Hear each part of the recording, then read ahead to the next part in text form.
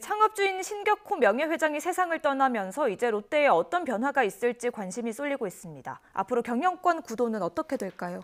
예, 일단 신동빈 회장을 중심으로 한 경영 구도는 별다른 변화가 없을 것으로 보입니다. 다만 유통왕국의 재건이나 그다음에 화학 등 사업 다각화, 지배구조의 완성 등 새로운 도전이 기다리고 있습니다.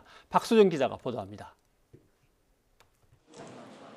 고 신격호 롯데 명예회장은 오래전부터 의사소통이 어려웠고 법정 후견인이 돌보고 있었습니다.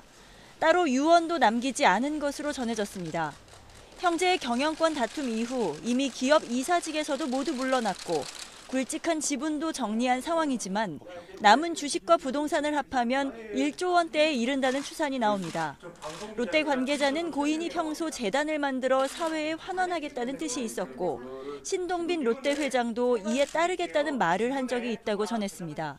상속을 받으신 분들끼리 의논을 해야 안 되겠습니까? 근데 아무래도 가족분들이 생활을 더 많이 했었기 때문에 그 부분은 가족들끼리 의논해서 1년 3개월 만에 상주로 마주한 신동빈, 신동주 형제는 빈소에서도 큰 대화는 나누지 않은 것으로 알려졌습니다. 두 형제가 대화는 안에서 나누시고 그럼 어떠신가요? 보시기에 옆에 나란히 앉아 있었으니까 교감을 하지 않겠습니까? 예.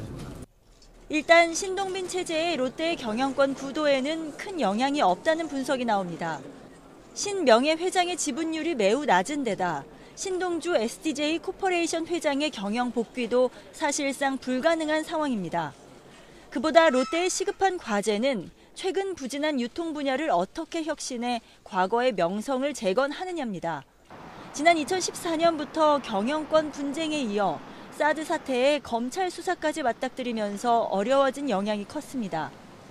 또 주력 사업으로 부상한 화학 분야의 대규모 투자와 해외 진출 확대도 시험대에 올라 있습니다. 러시아나 중국에서의 해외 경험을 바탕으로 지금 이제 아세안 국가라든지 해외 우리나라 유통 서비스 기업들이 진출할 수 있는데 그런데 이제 롯데가 리더십을 발휘해야 되는 그런 과제가 있다. 이와 함께 지분 구조 개편도 새로운 롯데를 위해서는 반드시 필요한 부분입니다. 그동안 있었던 경영권 분쟁과 일본 롯데와의 문제 등이 거미줄처럼 얽힌 지배구조 때문이라는 지적이 있는 만큼 호텔 롯데의 상장이 지배구조의 완성이 될 것으로 보입니다. YTN 박소정입니다.